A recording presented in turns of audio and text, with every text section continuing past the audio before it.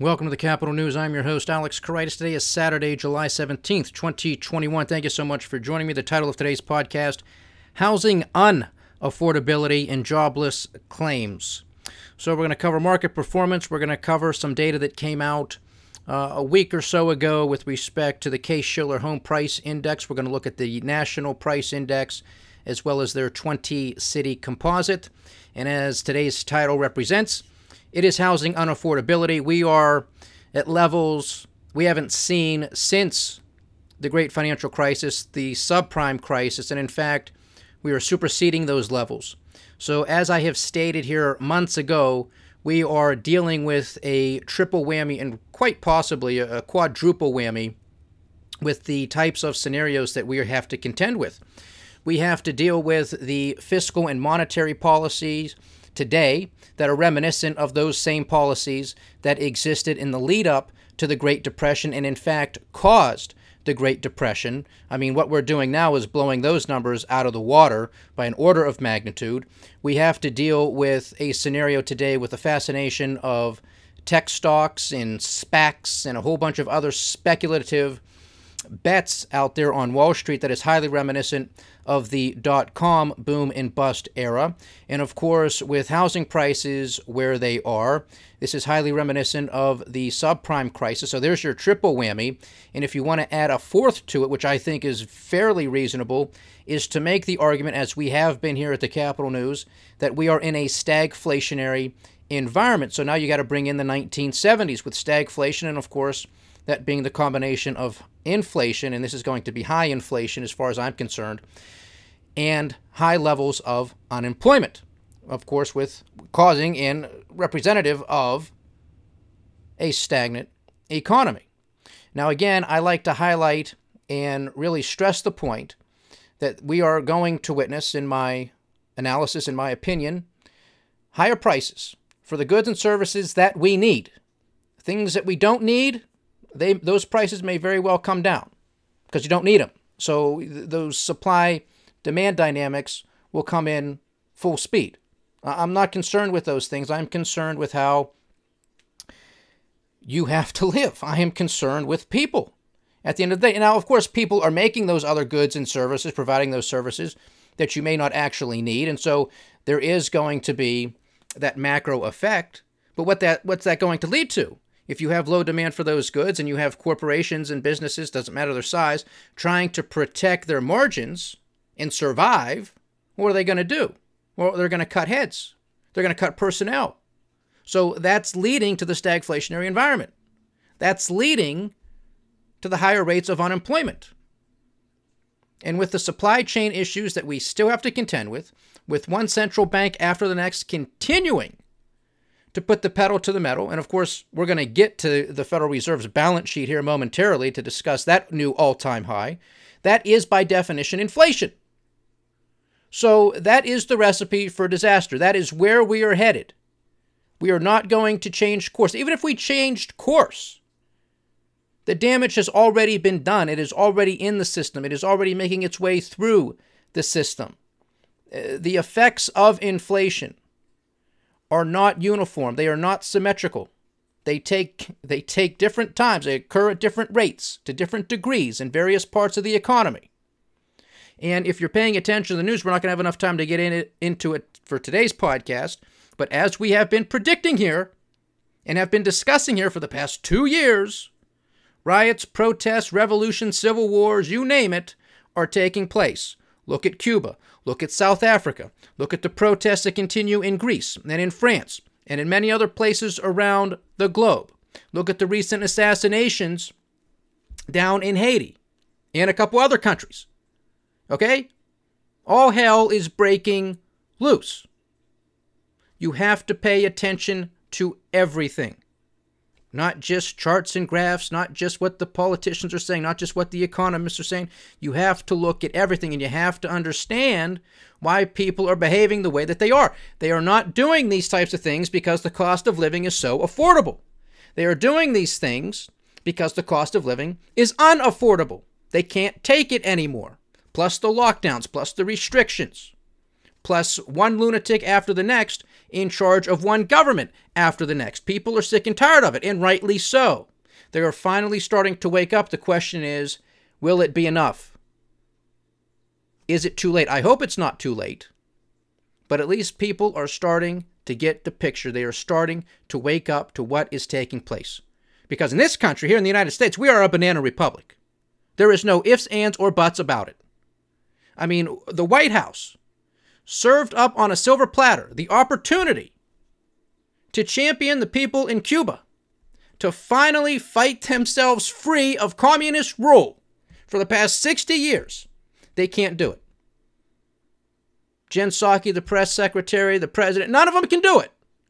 And that tells you everything you need to know. They can't condemn communism. They think they want to blame this on lack of vaccines and making its way to Cuba, blah, blah, blah, blah, blah. Oh, it couldn't be the 60-year rule of the Castro brothers. Couldn't be any of that. We're supposed to stand for freedom.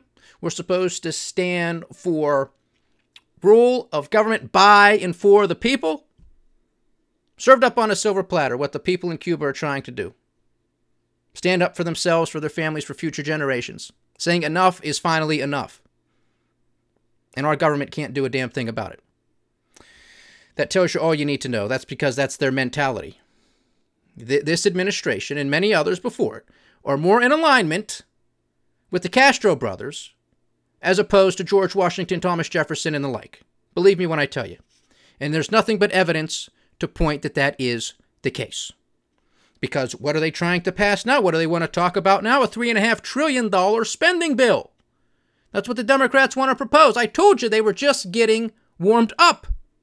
More is coming. Doesn't mean that they're going to pass $3.5 trillion. That's how much we bring in tax revenue. Just that. Just $3.5 trillion. These people do not even care anymore. They're not even hiding it anymore. How anybody can support the Democratic Party or the Republican Party is beyond me at this juncture. Truly. I don't know how you can support either of them. But I know people will continue to go into the voting booth and they will continue to vote for these people simply because they tell you what you want to hear. That's all it is. And you're going to continue to get what you've got. And you're going to scratch your head. And you're going to wonder why. You have to take a stand. You have to leave these parties. You have to register as an independent, as a libertarian, unaffiliated. You have to leave these parties. You have to stop supporting these people. They do not care about you. Period. End of story. Okay, so that's my little rant now. Let's get down to business. Let's look at some market performance over the week. So we have the dollar index trading at 92.7. So the dollar continues to rally. Number of reasons. This could be a quote-unquote flight to safety in the greenback. And that's just because every other central bank is doing the same song and dance that we are. But given all of the other turmoil, that they might be flocking to the U.S. dollar, at least temporarily. The U.S. dollar on a technical basis, handful of weeks ago, was, really being beaten down. Really a lot of short sellers there pushing down on the dollar. So this could just be a temporary unwind of that process. We'll continue to monitor this closely. But again, the dollar index at 92.70. Bitcoin is currently trading at $31,700 per coin. And of course, that's Bitcon, not Bitcoin as far as I'm concerned. This thing should be valued at 0. It could take a while before it gets there, though. Markets did happen to have a rare sell-off on Friday, with the Dow Jones Industrial Average giving back 0.9% to trade at 34,670 points. The S&P 500 gave back about 0.8%, as did the NASDAQ 100, but all are very close to their all-time highs. This is just a slight little pullback, but we'll see if it turns into something more. On the commodity front, we have WTI at $71.43 a barrel, Brent at $73.13 a barrel, a little bit of a pullback with oil as well. And I do believe OPEC is going to be holding another meeting this weekend, I guess overcoming a recent impasse. So we'll see what the knee-jerk reaction is for the commodity markets either on Sunday evening markets overnight, or we'll just see how it plays out on Monday. Natural gas trading at $3.67, so it's continuing its upward climb as well. Gold and silver sold off. Gold gave back 1% on Friday and now trades at $1,811 an ounce. Silver gave back 2.5%, a big decline, and is now trading at $25.65 an ounce. No justification for this whatsoever. We have real yields getting deeper and deeper into negative territory. We have supposedly this green economy, green environmental movement. Well, you're going to have to use more silver. There's no ifs, ands, or buts about it. So this is pure manipulation as far as I'm concerned within the gold and silver market. But when you see these types of declines, buy low, sell high, these are opportunities to get more precious metals, more mining stocks, and get involved in other commodities as well, because this is just getting started. And this, as far as I'm concerned, is going to be a decade about survival, and it's going to be a question about the things that you actually need. You need commodities, and I'm banking on gold and silver as precious metals and as real money, because they have proven the test of time. And as I said, we are going through the perfect storm, this quadruple whammy of just failed philosophies, failed policies. This is basically rolling up everything that we have done wrong over the past 100 years. We're going to have to deal with all of it in this decade. Gold and silver have withstood the test of time. Empires have come and gone. That's where I'll put some of my resources. I'm not going to bank on Bitcoin. This is their first rodeo. Now, you want to do it, it's your money, it's your risk, your choice, do what you want to do. But be mindful of it. It does not really serve a purpose. There are other cryptos out there that have a use case. There's not many of them, but there are a few. Those might prove the test of time. Bitcoin, in my opinion, is not going to be one of them. So a lot of people have been pointing out recently this massive decline in the price of lumber, which is currently trading at $546 per 1,000 linear board feet. So well below its all-time high that we only witnessed a handful of weeks ago, okay, almost at $1,700. The lumber market is not the commodity market. It is one piece of a large basket, okay? But this is what a lot of people want to point to say, oh, look, the inflationists are wrong. Those who are arguing for inflation or stagflation are completely wrong. Look at the price of lumber. That's a bunch of nonsense. Even at $546, we are still north, 25% north of lumber's 30-year trading range, okay? Upper trading range. Have a 30-year trading range of $200 to $400. Okay? We are still well above it, and that's the question. Where do we settle out? Look at the price of coal. Coal. This is supposed to be a green economy. Coal prices surged to almost $150 a ton. The highest level in a decade. Oh, but no, everything's going green. Oh, yeah. Prices keep going up. Look at copper, look at aluminum, look at steel, look at iron ore. Oil prices, yeah, they got a little bit of a knee-jerk reaction because OPEC is having discussions. It's not going to mean much as far as I'm concerned. You're going to have knee-jerk reactions. That's it. These prices are marching higher. And we're going to have to deal with it in everything that we deal with because oil and energy prices are in everything. Uncle Sam's 10-year junk note is showing 1.29%. 1.29%. So again, we have to ask the question, as I always do with this audience, because the Federal Reserve put it in play. If higher yields were indicative of a growing economy, well, then wouldn't falling yields be indicative of a slowing economy? Where's the recovery? And of course, Jay Powell, the chair of the Federal Reserve, was marched up in front of Congress, House and Senate last week, giving his semi-annual testimony. A bunch of nonsense, bunch of BS, as was to be expected. Was not able to catch it live, was able to read a little bit of commentary on it. And from what I gather from some sources that I follow, there was really only maybe one or two hard questions. Okay, and of course, Jay Powell doesn't answer them. He deflects. But at least the questions were asked.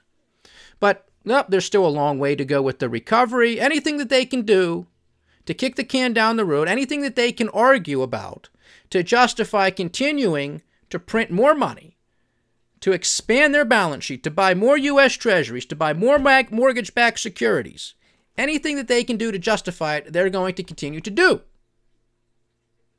And of course, the Fed has their dual mandate of price stability, which they have just, I mean, it's no joke. I mean, they just fail time and time again, and full employment.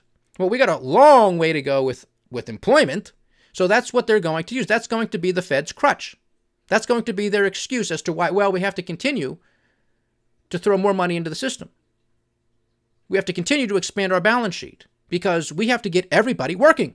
We have to get the unemployment rate back down to 3.5% where it was pre-pandemic. We have to do it, no matter how long it takes. And then, of course, the next crisis that they and other central banks will use, not may, they will use as justification to continue with these policies is the climate, quote-unquote, crisis. Because there's always climate. I mean, maybe you're in recession, maybe you're not. Maybe you're in an expansionary period. So the Federal Reserve and other central banks can't really justify doing certain things. But hey, there is always climate. Something's always taking place there in the climate, and you can always point to a storm, a flood, a tsunami, something somewhere to say, oh, well, it has to be because of the climate crisis, and we all have to get together as good stewards, as good people on this planet, as good central bankers, and print more money so we can stop the floods. I mean, it's complete nonsense, but that will be their story. That will be their song and dance. And now you have the Japanese central bank coming out and announcing that they will purchase, quote unquote, green bonds in other denominated currencies. So they're not even sticking with their own governments anymore. They're just going to go out and buy everything. They are going to go out and buy everything. This is the Great Reset, ladies and gentlemen. You will own nothing and you will like it because the central banks are printing all this money out of thin air and they're going up and they're buying all the assets, or they're assisting their buddies to go out there and buy all up the assets. That's why we're talking about housing, because BlackRock, Blackstone, hedge funds, pension funds, you name it, they're close to the central banks. They get the funny money first. They go out and they buy real assets with it, and they don't care about the price. Price doesn't matter when you're playing with house money, when you're playing with funny money. They don't care what the price is. They want the real asset. And then they'll turn around and they'll rent it back to you. That's how this is going to work. That's how this is playing out. It is in our faces. What's being done about it? Absolutely nothing. The Democrats don't care. The Republicans don't care. They're not stopping a damn thing. And in fact, most of them applaud Jay Powell and company at the Federal Reserve and other central banks around the globe. So, Uncle Sam's 10-year junk note, 1.29%. We'll continue to monitor that closely. Now on to the initial jobless claims. So for the week ending July 10th, on a seasonally adjusted basis, the number came in at 360,000, the lowest reading since, I believe, March 14th of 2020, and the lowest reading really since we had the massive spike in initial jobless claims when everything just shut down. The prior week's level was revised upward by 13,000. That is quite a large number. I can't recall seeing that big of a revision in quite a while. So last week's figure was revised upward by 13,000 to now stand at 386,000. On a non-seasonally adjusted basis, for the week ending July 10th, the number comes in at 383,000.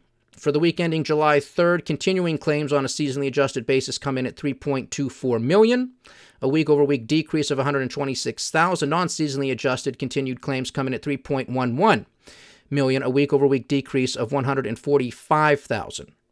For the week ending July 10th, for the Pandemic Unemployment Assistance Program, one of the children of the Nobody Cares Act, that number comes in at 96,000. So we are still well north of 400,000 when we take into consideration the state unemployment benefits, which is the initial claims, and then obviously the PUA program. So that still puts us well north of twice the number that we were used to seeing prior to the pandemic, which was 200,000, 205,000, maybe you'd get 250,000 here or there.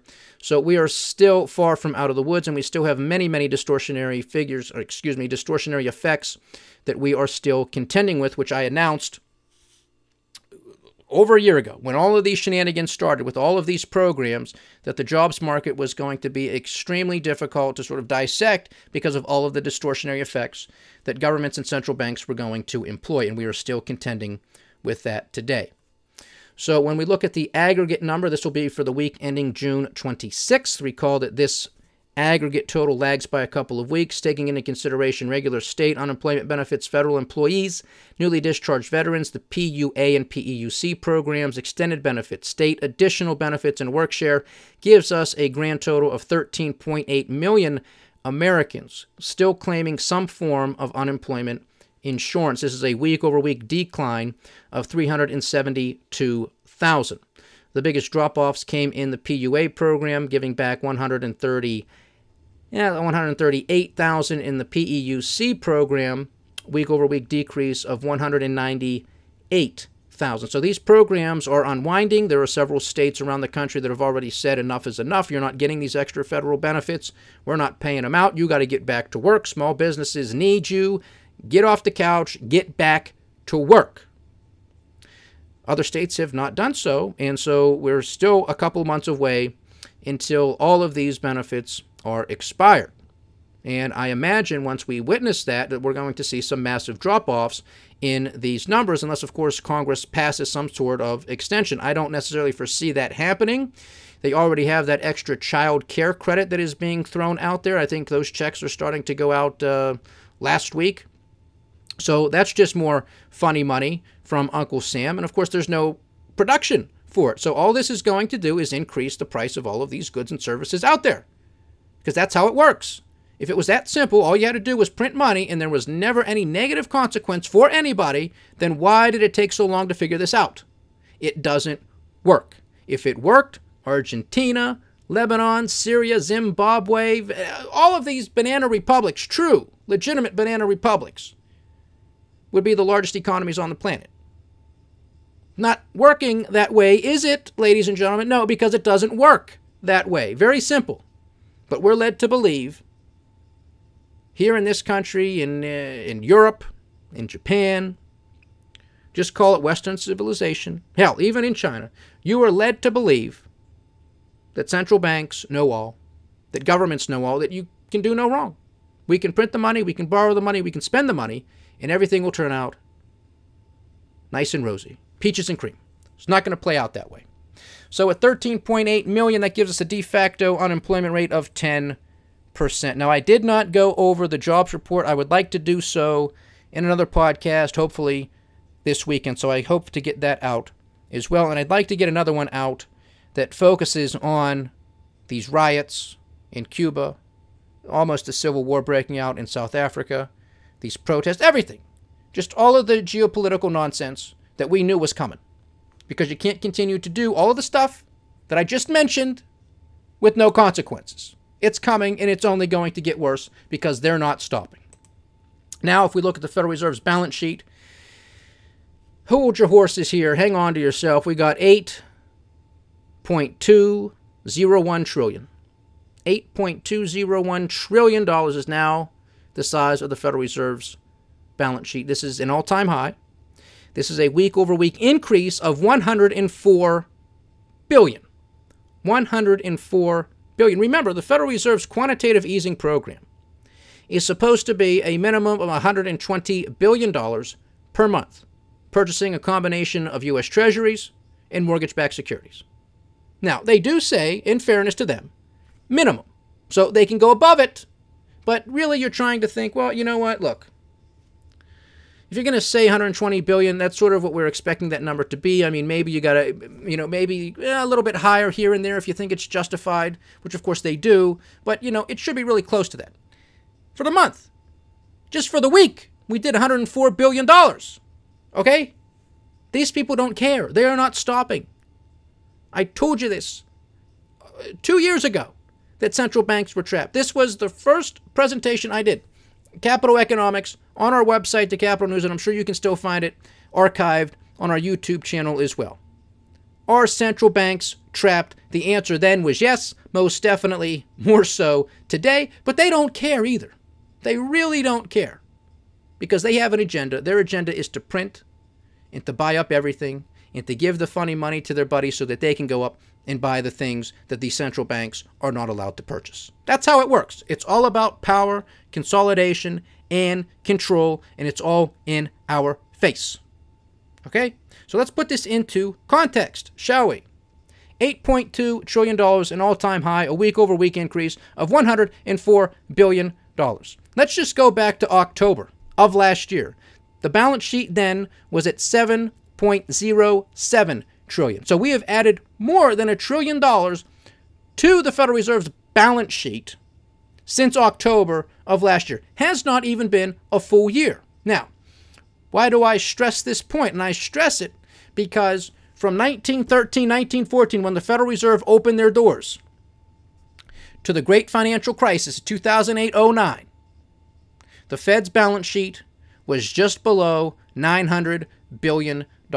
Okay? It took them their entire existence from inception to the great financial crisis to get their balance sheet up to about $900 billion. Now, in the course of less than 12 months, they have expanded their balance sheet by even more than that. This is a banana republic, ladies and gentlemen. Look at the charts and graphs that I mentioned.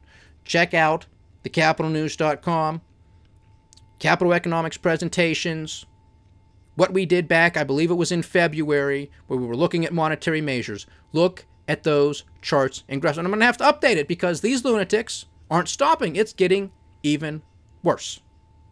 Okay? And they are not going to stop. And if the government should pass $3.5 trillion here, another trillion there, how's it going to be financed? Well, these lunatics are going to have to print the money, and it's just going to go parabolic. And with it, all of the prices of all of the goods and services, especially those that you need. Now, if we were just to go back to the beginning of June, so that reading on the Fed's balance sheet would have been June 2nd. June 2nd to the most recent reading, 7/14, that was an increase of $266 billion. And we still got a couple more weeks to go in the month of July. So from their policy of quantitative easing, again, $120 billion a month, again, at minimum. 2 months, $240 billion. We're already surpassing that. And we still got a couple more weeks to go. And the stock market was making all-time highs this week, too, despite the sell-off over the past couple of days. Well, you know what, Sherlock? Well, look what's going on here. This is not correlation. This is causation. Very easy experiment. Stop printing the money. Take it out. Stop doing it. Let's see where the stock market stands. I guarantee it's not at these levels. Much, much, much lower. Then, because we do want to talk about housing unaffordability, I would be negligent if I didn't talk about what the Federal Reserve is doing with mortgage-backed securities, one of the reasons why housing prices continue to climb higher and higher. So again, we have the Fed's, so a further breakdown of the Fed's balance sheet, and their holdings of mortgage-backed securities this week have hit an all-time high and now stands at $2.4 trillion. $2.4 trillion in mortgage-backed securities. That's a week-over-week increase of $83 billion. Now, why do I stress that? Because in their quantitative easing policy, of that minimum $120 billion per month, their breakdown was supposed to be $80 billion in U.S. Treasuries, $40 billion per month. Remember, per month in mortgage-backed securities. In 1 week, they just purchased $83 billion in mortgage-backed securities. And Jay Powell has the audacity, he has the nerve to go out there and admit that housing prices are high, housing prices are frothy, housing prices are so high that it's pricing out generations of Americans from purchasing a home. Well, but we're going to continue to throw gasoline on this fire. Why? Because they don't care about you, ladies and gentlemen. They don't work for you. Don't you understand this yet? And these idiots aren't elected.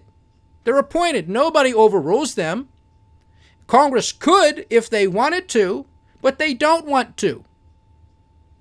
Because Congress wants to make a whole bunch of promises that they know that they can't keep. Somebody's got to fund it. Somebody's got to finance it. That's why I stress this. Money is the cornerstone of all of this. You can get all jacked up and upset about the cultural wars, and I'm there with you. But you have to focus more of your efforts and energy on this, because that's where it comes from. That's where the dissolution, that's where the crumbling. The collapse of society comes from a weak economy. It comes from these types of policies. You cannot do this. That's the cause. That's where it comes from. And all of that brainwashing and all of that propaganda, guess what? All that needs finance too. They're all a part of the machine. That's why you have to strike at the root of the problem, and the root of the problem is the financing of it. That's what this podcast is about. That's why I'm trying to wake up as many people as I can and educate as many people as I can about these issues, because this is where it all starts. End of story. I will not be convinced otherwise. I've studied this too much. Now, on to the housing market. Okay, so the Fed's not stopping with the mortgage-backed securities. So, if we are going to look at the S&P Case-Shiller U.S. National Home Price Index, we are at a reading of 249. Okay, great, fantastic. What does that mean? Well, it peaked during the subprime crisis at 184.5 points. All right, well, just quite a big difference there in a very short period of time. And when you look at other metrics, too, if you look at what I believe it's the OECD, Organization of Economic Cooperation and Development, blah, blah, blah, they have a lot of economic data as well. And their housing unaffordability data is through the roof, and it is surpassing that of the subprime crisis. And I believe they are looking at sort of the average home price against average rent prices. And of course, rent prices are going up too, which is no surprise.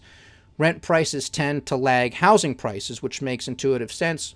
And so we are going to start experiencing higher rent prices as we progress through this year and next year. And we're already seeing a lot of rent prices going up in some of these larger cities, including New York City, because people are coming back to the city.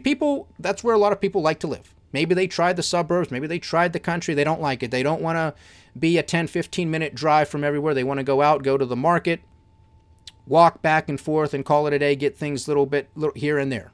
They don't want to drive all over the place. Okay, so they're going back. Or people were enticed to go back because rental prices did fall because everybody left. And said, oh, well, look at low prices. Now everybody's thinking the same thing. It's a demand rush pushing those prices up. So that's no surprise either.